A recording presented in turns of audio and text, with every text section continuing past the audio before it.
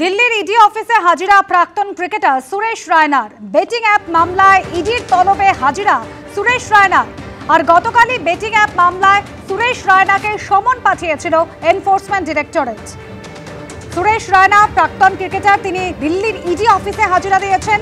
Betting app মামলায় তাকে ED তলব করেছিল, সেই তলবে হাজিরা দিলেন প্রাক্তন ক্রিকেটার সুরেশ রায়না।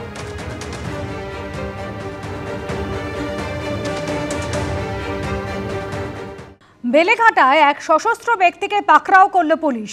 প্রকাশ্য রাস্তায় আগ্নেয়াস্ত্র নিয়ে ঘুরে বেড়াচ্ছিল ওই যুবক। রাস্তা দিয়ে যাওয়ার সময় পুলিশ দেখে ছুটতে শুরু করে ওই যুবক।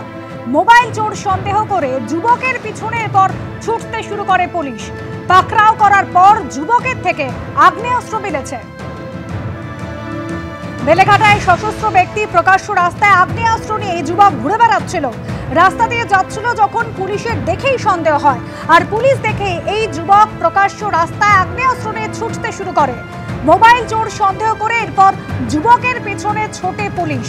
এরপর পাকড়াও করা হয় যুবককে। আগ্নেয়াস্ত্র মিলেছে তার কাছ থেকে।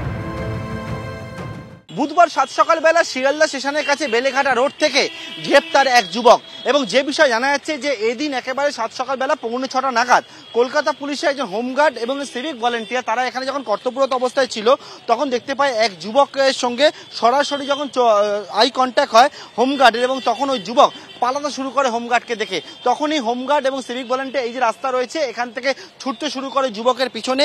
মোবাইল চোর সন্দেহে তাকে যখন ধরতে চেষ্টা করে তখনই কিন্তু ধরা পড়ার পর বেলেঘাটা রোডের যে মেন রোড রয়েছে সেখান থেকে ধরা পড়ার পর ওই যুবকের কাছ থেকে একটি আগ্নেয়াস্ত্র তারা দেখতে পায় এবং সঙ্গে সঙ্গে কর্তব্যরত ট্রাফিক সার্জেন্টকে গোটা বিষয়টা জানায়। এনটানি থানা পুলিশের কাছে খবর গিয়ে পৌঁছায়। পুলিশ ওই যুবককে গ্রেপ্তার করেছে। কিন্তু প্রশ্ন হচ্ছে প্রকাশ্য রাস্তায় একেবারে সাত সকালবেলা এইরকমভাবে আগ্নেয়াস্ত্র নিয়ে কি উদ্দেশ্যে তিনি ছিলেন পুলিশ জানাচ্ছে। সেই বিষয়টা গোটাটা তদন্ত করে খতিয়ে দেখার কাজ সেটা শুরু হয়েছে। ক্যামেরা অতনু কুণ্ডুর সঙ্গে পার্থপ্রতিম ঘোষ, এবিপি আনন্দ, কলকাতা। কলকাতার লজে জলপাইগুড়ির বাসিন্দা রহস্য মৃত্যু, রক্তাক্ত অবস্থায় দেহ উদ্ধার। গতকালই এই লজে এসে উঠেছিলেন পবন কুমার দাস নামে ওই ব্যক্তি। যে ঘরে পবন কুমার দাস ছিলেন সেই ঘরে আরো কয়েকজন বাসিন্দা ছিলেন। সেই বাসিন্দাদের জিজ্ঞাসাবাদ করছে পুলিশ।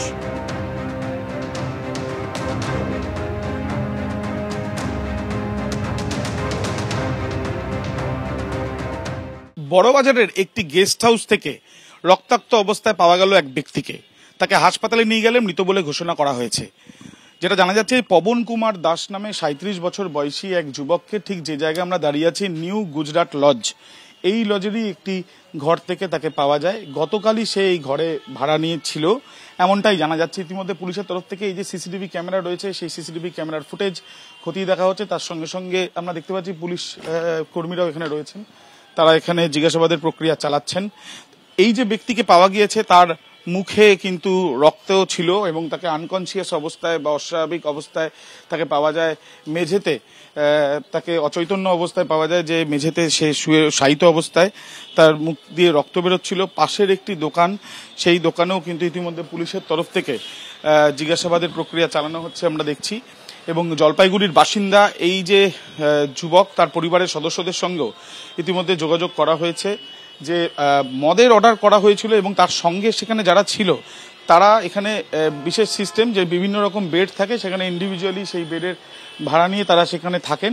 এবং অন্যান্যরা যারা ছিল তাদের সঙ্গে আগে থেকে পরিচিতি ছিল কিনা, বা তাদের সঙ্গে কোনো রকম কোনো বচসার এই ঘটনা কিনা, বা কোনো রকম ভাবে তাকে মারধরের জেরে তার মৃত্যু হয়েছে কিনা, এই বিষয়গুলো খতিয়ে দেখার যেমন চেষ্টা চালানো হচ্ছে, তার সঙ্গে সঙ্গে তার মৃত্যুর পেছনে অন্য কোনো কারণ কিনা সেটাও নিশ্চিত হওয়ার জন্য ময়নাতদন্তের রিপোর্টের দিকে তাকিয়ে রয়েছে বড়বাজার থানার পুলিশ। ক্যামেরায় তরুণ কুমার বিশ্বাসের সাথে আবির দত্ত, এবিপি আনন্দ, কলকাতা।